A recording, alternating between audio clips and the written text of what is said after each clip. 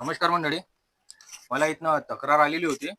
त्या संदर्भात मी आज इथे आलेलो आहोत. तर जाणून घेऊ यांची तक्रार काय आहे म्हणून. तुमचं नाव सांगा आधी. माझं नाव सतीश खोबरागडे. काय प्रकरण होतं? प्रकरण होतं 15 ऑगस्टच्या दिवसी माझ्या लहान भावाचा रेल्वेच्या गड्ड्यामध्ये पडून मृत्यू झाला होता. भाऊ किती वर्षाचा होता? माझा भाऊ 28 वर्षाचा होता. हो का? कशा काय मृत्यू झाला त्याचा? तो दररोज पोलीस भरतीची तयारी त्याच्या रोडने करायचा. त्या रोडला रेल्वेवाल्यांनी मोठा गड्डा खोदला होता. आणि गड्डा खोदला होता आणि त्याला सुरक्षेच्या दृष्टीने त्यांनी काहीच नाही केलं होतं. नाही कॉलम काम त्याला चेतावणी बोर्ड लावले होते, कोणत्या फिती लावल्या होत्या त्यांनी, सुरक्षा कवच वगैरे काहीच नव्हतं लावलं. गड्डा हा पूर्ण खुला होता.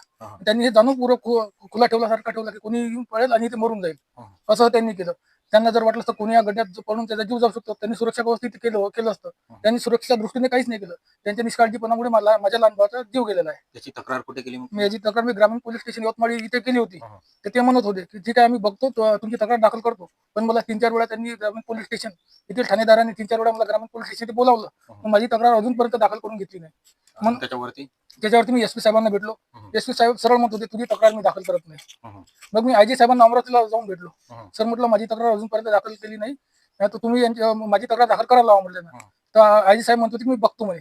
पण अजून त्याचा काहीच निकाल नाही. त्याचा पंचनामा केला त्या संदर्भात तुम्ही मला काही सांगितलं होतं ते सांगा. हा, पण त्यांनी जो पंचनामा केला त्याच्यामध्ये चुकीची माहिती दिलेली आहे. जी जागा जी आहे ती ग्रामीण आपल्या सेंट्रल रेल्वे स्टेशनची आहे. त्यांनी तिथे भोई रिक्लास केलेला आहे आणि मला आणि माझ्या बाबाला ग्रामीण पोलीस स्टेशन बयान देण्यासाठी बोलावलं होतं. त्याच्यामध्ये त्यांनी पूर्ण बोगस बयान तयार केलेलं आहे.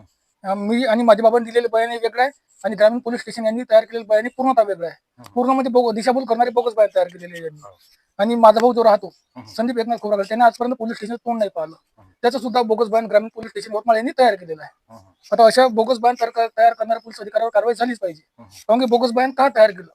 आणि हा जो प्रकार आहे किती वर्ष झाले चालू आहे? आता 1 वर्ष पूर्ण झालं. 1 वर्षापासून माझी तक्रार दाखल नाही केली. मी मुख्यमंत्र्यांना पत्र पाठवलं, प्रधानमंत्र्यांना पत्र पाठवलं, राष्ट्रपतींना पत्र पाठवलं, राज्यपालांना पत्र पाठवले. त्यांच्यावर कारवाई करा. फक्त तिथून मला एवढं येतं तुमचं पत्र समोर त्यासाठी पाठवलेलं आहे. पण आजपर्यंत काहीच त्याच्यावर कारवाई झाली नाही. मला कारवाई झाली पाहिजे, माझ्या परिवाराला न्याय मिळाला पाहिजे. बघा या प्रकारची अवस्था आहे. हे सिस्टीम मध्ये बोगसपणा भरलेला आहे. त्यामुळं सर्वसामान्य नागरिकांना न्याय भेटत नाही. त्याच्या तक्रारीवर निकाली काढला जात नाही. त्याला योग्यशीररित्या पद्धतशीररित्या कुठलीही माहिती पुरवल्या जात नाही. त्याच्या प्रकरणाची चौकशी केल्या जात नाही. या प्रकारची अवस्था आपल्याला इथे दिसून राहिली आहे. मला असं वाटते वरिष्ठ अधिकाऱ्यांनी, कर्मचाऱ्यांनी, राजकारणी लोकांनी, माननीय एकनाथ शिंदे साहेब, देवेंद्र फडणवीस साहेब, मोदी साहेब यांनी सुद्धा इकडे लक्ष द्यावं, याची दखल घ्यावी अशी मी तुम्हा सर्वांना हात जोडून नम्र विनंती करतो. धन्यवाद.